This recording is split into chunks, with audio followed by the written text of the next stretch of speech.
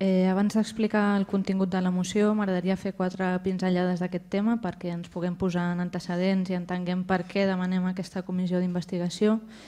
Del que estem parlant aquí és del bosquet de Baixamar, situat en una finca propietat de l'empresa Ningle SL, a l'interior d'Illa entre el Passeig del Carme, la Rambla Pirelli, la Rambla Lluís Companys i l'Eixample de Mar. Aquest bosquet té un valor ambiental i paisatgístic i com a tal està inclòs al Pla de Catàleg de Vilanova que està pendent d'aprovar.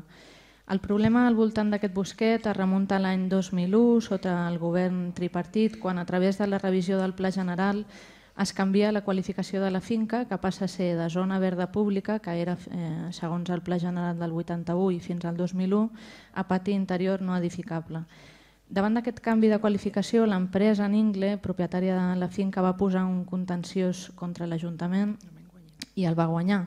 La sentència del Tribunal Superior de Justícia de l'any 2004 instava a l'Ajuntament a donar una nova qualificació a la finca, però tot i que el ple de febrer del 2005 va acordar aplicar la sentència i fixar una qualificació urbanística pel terreny, l'Ajuntament no va actuar i 3 anys després, el 2008, el mateix tribunal va dictar l'execució forçosa de la sentència i va decretar que si l'Ajuntament no actuava en un període de 4 mesos, la finca seria de nou una zona verda pública i que per tant s'hauria d'expropiar.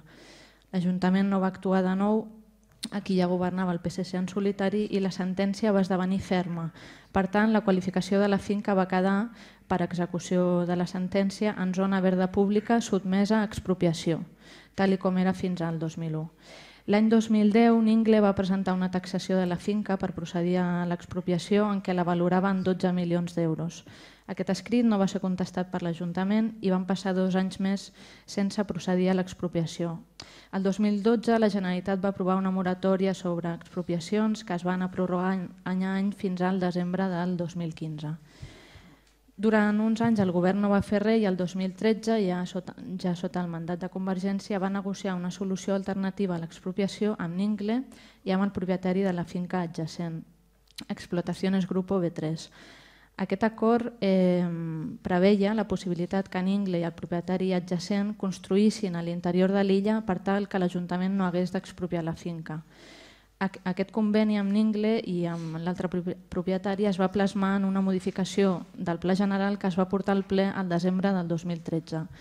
Aquest acord no va tirar endavant perquè va tenir els vots en contra del PSC, el PP i Iniciativa i l'abstenció de la CUP.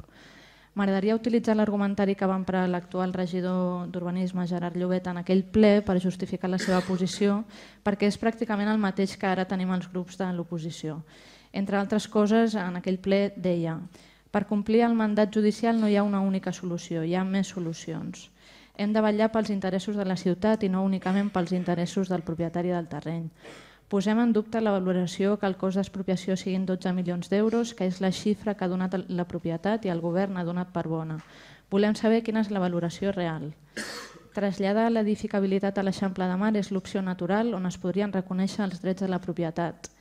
Ens falten dades per decidir i estem disposats a anar fins al final de l'assumpte. El marge de maniobra és petit però cal valentia per prendre aquestes decisions. Per prendre una decisió ens calen dades, ens calen escenaris i ens cal tenir en compte totes les alternatives per prendre un posicionament al màxim d'objectiu possible. I finalment també deia que traslladar l'edificabilitat pensem que és una opció viable. L'abril del 2014 Ningle va presentar un contenciós perquè s'iniciés l'expropiació forçosa que dicta la sentència, però l'Ajuntament tampoc va actuar. Ja en aquest mandat i des del govern, en una comissió extraordinària que va tenir lloc al novembre del 2015 per tractar aquest tema, el regidor Gerard Llobet ens va comunicar que estàvem al mateix punt de feia 2 anys i que el govern volia tornar a portar a ple la proposta d'urbanització que es va tombar al ple del 2013.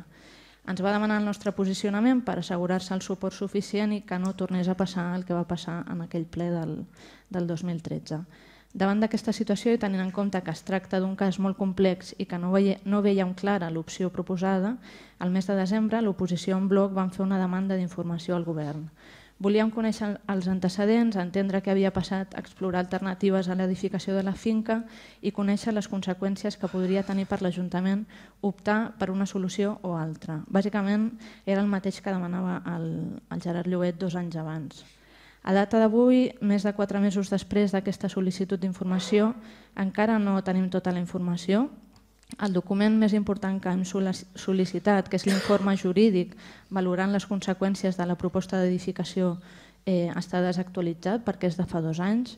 Les actes de les reunions de negociació amb Ningle no existeixen, no tenim un llistat de propietats de l'Ajuntament amb una valoració econòmica i, potser el més important, no tenim una taxació pròpia de la finca. Aquesta taxació es va encarregar externament al mes de desembre, però encara no ens ha estat entregada i, de fet, tenim constància que fa dies que el govern la té però no ens l'ha donat.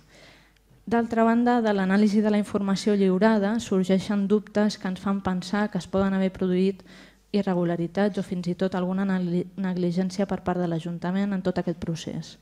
Ens sorprenen diverses coses que són les que volem aclarir i per això demanem aquesta comissió. Entre d'altres, ens sorprèn que els governs successius hagin incomplert reiteradament les sentències judicials. Cal tenir en compte que, a més de complicar la situació, aquesta inacció pot provocar l'increment del deute amb l'empresa a causa dels interessos que es poden acumular fins al dia d'avui. Ens sorprèn que l'Ajuntament no hagi encarregat fins al desembre del 2015, 7 anys després de la sentència que obligava a expropiar, una taxació pròpia que permeti tenir una estimació aproximada de l'import de l'expropiació i hagi pres com a referència durant tots aquests anys la taxació efectuada per Ningle i que tot i haver encarregat la taxació 4 mesos i mig després no la tinguem. Ens sorprèn també l'opacitat de totes les negociacions que s'han dut a terme al llarg dels anys amb Ningle, que no han estat registrades en cap acte, escrit o document de cap tipus. Ens preguntem també per què es va canviar la qualificació de la finca l'any 2001 i per què no han estat convocats a negociar tots els propietaris implicats en el sector quan s'ha volgut trobar una solució alternativa. També ens sorprèn la manca de supervisió per part dels tècnics de l'Ajuntament durant les tasques de neteja que Ningle va dur a terme a l'octubre del 2015, que al nostre entendre han danyat una part important del valor de la finca. Però independentment de la solució que adoptem per fer complir la sentència, procés per al qual ja estem sent part activa tots els grups de l'oposició i han fet diverses reunions, independentment d'això, que volem trobar un consens i volem trobar una solució aviat, volem saber com hem arribat fins aquí i resoldre aquests dubtes que comentava abans. Ens sembla una qüestió de salut democràtica aclarir els fets i detectar possibles irregularitats, identificar responsables i evitar, sobretot, que aquestes situacions es puguin repetir en un futur. Aquest és el contenciós més important que té l'Ajuntament sobre la taula, al nostre entendre, i la seva resolució tindrà segur un impacte important en la ciutat, sigui quina sigui la solució, i sobretot també en els veïns del Bosquet.